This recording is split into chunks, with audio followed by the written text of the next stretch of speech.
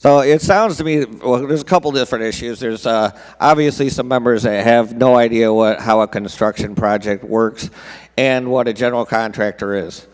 So you are not running around making sure people get paid. You're working for the owner of the property, in which case you're making sure that the project gets done. We're not standing there looking over the codes. That's the building inspector's job.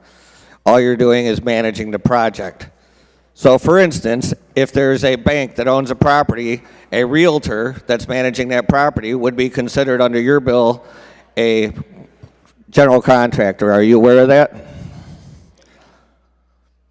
I don't see the analogy, no. So the general contractor, as described in the bill, says anyone who has a contractual obligation to the property owner, which if a bank owns a piece of property and a realtor is managing that property, then they could be liable if they hire a roofing company and the roofer doesn't pay his employees.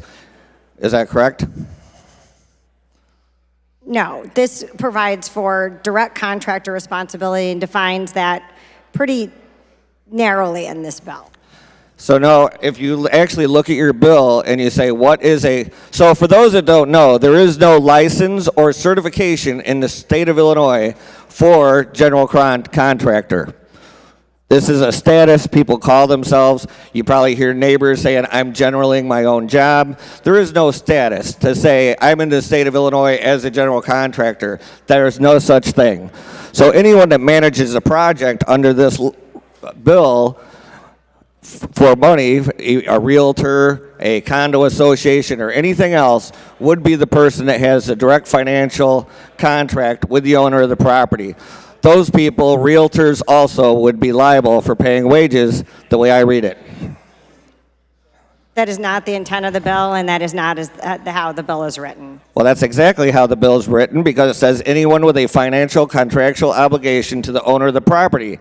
If a bank owns a house and they hire a realtor to manage that property, and a realtor hires a roofer and that roofer does not pay the wages, then that realtor would be liable to pay those back wages. And by the way, this is not just back wages, it's back wages and benefits.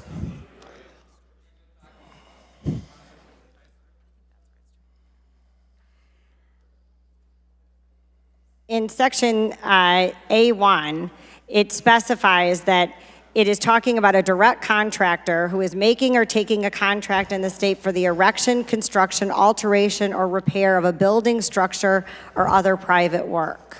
So I'm glad that you agree with me, because direct contractor, as described, is someone with a contractual obligation to the owner of the property, because there's no such thing as general contractor. So also, under the same instance, a condo association management company that would hire a repair, when you get paid as a contractor like myself, if I do a roof, my check would come from that management company. Under your bill, that management company also would be liable if I did not pay my employees to come up with the wages and benefits. I don't believe that's the case. I think the Department of Labor and the Joint Labor Management Committee under the contractors union understands what a direct contractor is and would not file a claim in that case. So in the state of Illinois, not California, by the way, there's many foreclosures across the state. Many banks have taken ownership of the property, and realtors are managing these properties. Are they aware that your bill would affect them? I have not heard from them, no. Oh, well, I just contacted them yesterday to ask if they had any input. But the way your bill reads is anyone with a contractual obligation to the owner of the property. So that would include every realtor that's managing a project across the state of Illinois. And by the way, every contractor is not wealthy. Minority contractors, small contractors like myself with 3 employees, oftentimes hire subcontractors that are 10 times the size of us.